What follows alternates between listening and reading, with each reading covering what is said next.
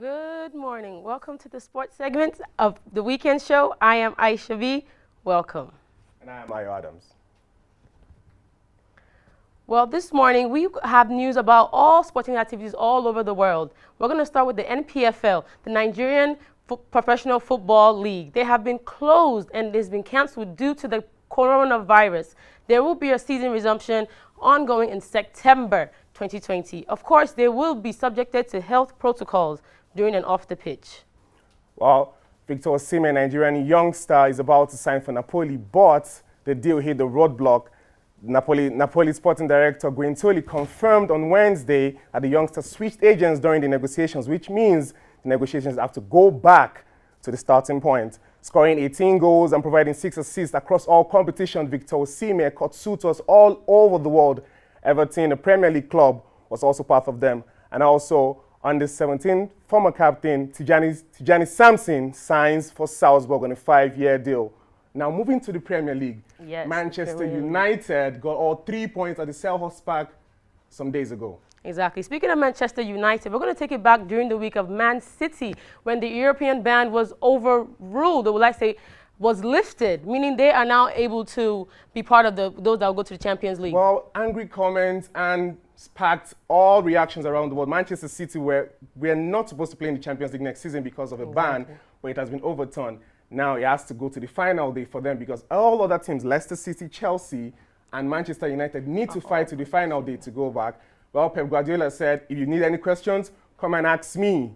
Because the ban has been overturned, that means they didn't do anything wrong. Manchester City will participate in the next season's Champions League. Exactly. It's a big thing for them, and it's a big thing for all the citizens fans around the world. I agree with you. It is a big deal. So what does this ban do to the rivals of Man City? Right now, because now the competition is really hot right now. Well, like I said, it's going back to the final. It's going to be tough. Manchester City is a really, really big opposition for any other person. So the other teams had in mind that they would go and play and qualify to the Champions League, but now that's not the case. And also in the Premier League, when Manchester United played Crystal Palace, there were rows that is the VAR broken. The heat against the VAR continued. Going into the second half, Crystal Palace scored a goal and it was ruled offside.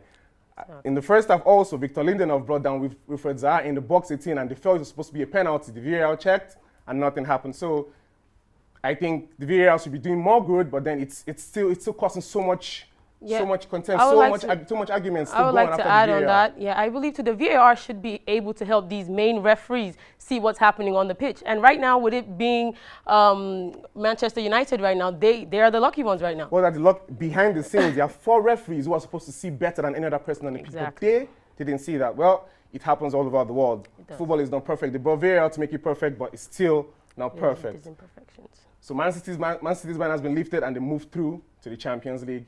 Yes. And then we're moving to La Liga. Yes. Real Madrid, Hala Madrid. There was all celebrations in Madrid, the 34th title. Yes, since their first title in 2017. That means this is a very special game from them this season. It's a big deal for Real Madrid and it's a blow on the faces of Barcelona fans around the world because the arch rival just came back from the pandemic and then they just took off. No losses, straight wins. Barcelona has fallen off the gap. Barcelona's captain, Lionel Messi, was angry. Yes, but I would just want to talk about the coach. The coaching of Zidane was really great. Well, we definitely have to compliment him on that. You can't win 3 Champions League straight and expect just to go like that. Exactly. Zidane made a landmark in sport, in football, in the footballing world. They had to bring it back, and now look at the result: a 34th title. Yeah.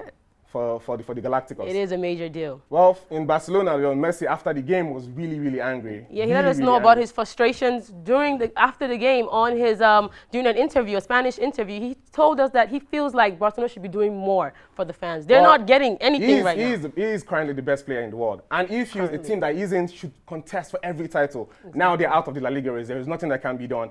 He says, Roma, Liverpool, and now this. We are not giving the fans everything that they expect. We need to give our all.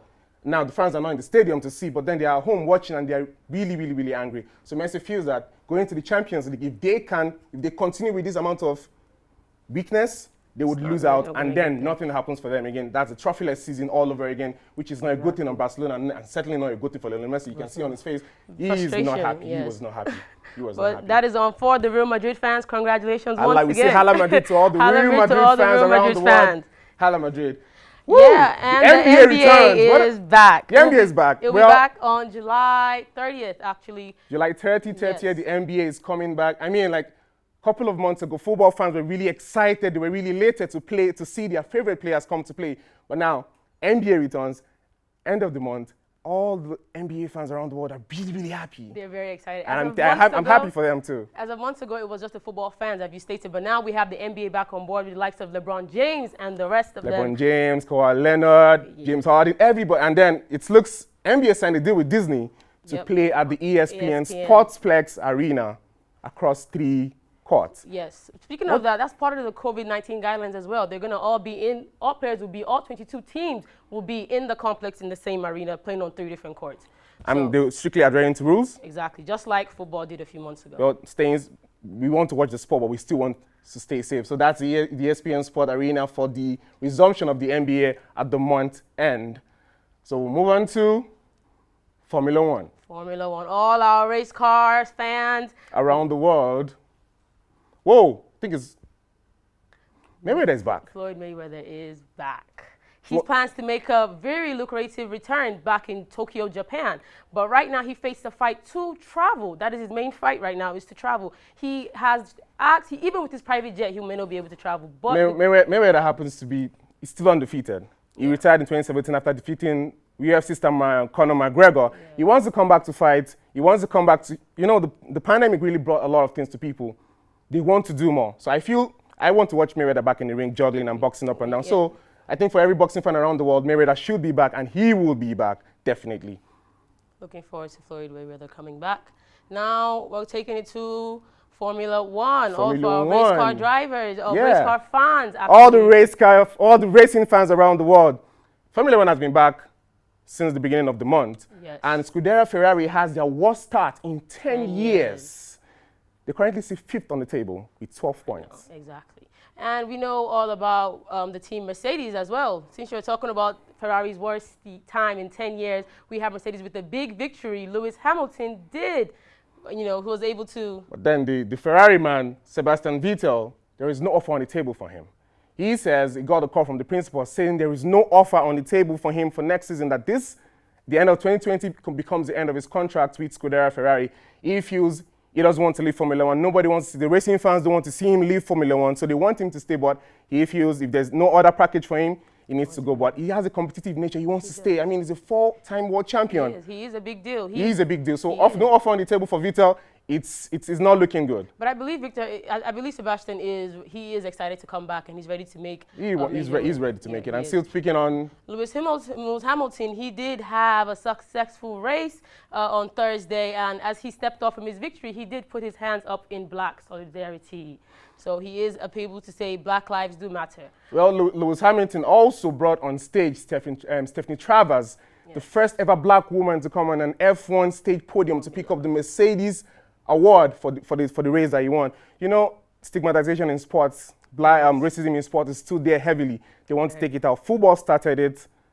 Basketball will surely follow suit. I'm sure. Like he is a person that a lot of people listen to. So his movement, he says, putting his fist up was one of the best moments of his life, and he hopes that his teammates and everybody would follow suit. Yes.